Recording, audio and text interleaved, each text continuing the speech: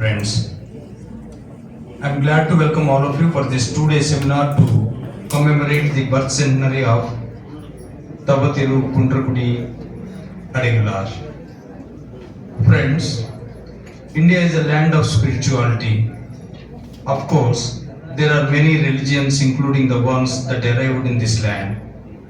But varieties of spiritual paths leading everyone on the path to salvation make India a very unique spiritual destination. The saints from all the regions and traditions are at the heart of the spiritual paths. One may wonder that there can be diverse religions, but why should there be different spiritual traditions when spirituality is only about oneness? Spirituality is all about showing the way, laying the path for the individuals to march in their quest to end to the ceaseless ocean of birth and death. Each person is unique in this world and has a different level of maturity and understanding compared to other people. Spiritual traditions of India are different from that of other cultures in that in Indian spirituality, everyone is eligible to Godhead and no one can be categorized as eternally damned. Saints of India are the spiritual masters who are always available at hand to guide people in the paths most suited to them. Just like mothers feed children according to their age and capacity, saints guide people in the path that will hasten their march towards emancipation. Spiritual saints need not always be ascetics in contrast to religion's pontiffs. Spiritual saint can be an ascetic or a householder or a business person or a beggar. Outwardly, appearance and function does not matter when it comes to spirituality. One such spiritual saint was Kundrakudi Adigalar. His primary objective was to guide people through the philosophical framework of Saiva Siddhanta. True to the spiritual dictum, Kundrakudi Adigalar opened the gates of spirituality open to everyone, irrespective of one's caste or color. In that respect, he was like Ramanujacharya, who declared the Brahma Upadesha to everyone and everyone. Bhagavan Ramana Maharshi and G.T. Krishnamurti wrote about how the human life, aspirations, emotions, etc. are universal and common to all. Kundrakudi Adigalar, in the same spirit, removed the shackles of caste and opened the doors to emancipation to all. It is not only that Kundrakudi Adigalar, like Sri Narayana Guru from Kerala, also engaged in the social reformation activities to uplift the downtrodden, oppressed and suppressed.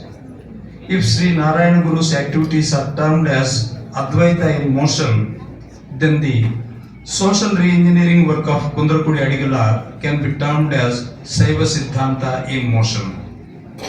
The entire spectrum of spirituality and religion is practice, and therefore there are personal in addition to being practical. One can take any spiritual path or religion and one can see they are personal and practical, but only few are the best vessels to remove the weeds and clear the path, and in the case of Kundrakudi Adigalar, the work was to remove the social barriers. Kundrakudi Adigalar wrote extensively, and in all his literary works are down to earth and practical guides to spiritual life and salvation. He had great appreciation for ancient literature like Sangam poems and Tirukkural. For example, his application of Tirukkural and governance. Well, nowadays the word politics is understood a lot differently. The root of that word in Greek means governance and not some rhetoric and cunning or scheming work as is being understood nowadays.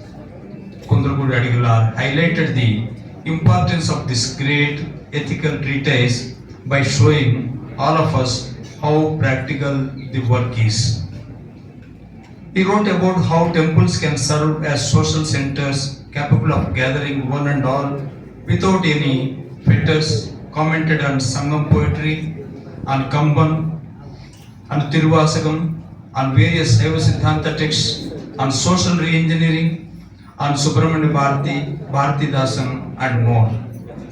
All in all, the works of Kundrakudi Adigalar serve as hallmark of excellence in modern Tamil literary landscape. They are spiritual, social and literary all rolled into one. In this seminar, we have tried to cover as many aspects of works of Kundrakudi Adigalar as possible. I sincerely hope all those who are participating and attending this seminar stands benefited. Sahitya Academy, India's premier literary institution, organizes in all the 24 languages recognized by it commemorative programs including birth centenary seminars and symposia. This is one of the many ways in which Sahitya Academy brings into the awareness of the present generation the great works of the doyens of the past. I take this opportunity to thank Tamil Berayam of SRMA Institute of Science and Technology, particularly its founder Chancellor Dr. T.R. Parvenderji and Kundrakudi Tiruvannamale Adhinam for collaborating with us in organizing this seminar. With these few words, I am glad to welcome all of you for this seminar to commemorate the birth centenary of Tavitiru Kundrakudi Adigalar. Thank you all.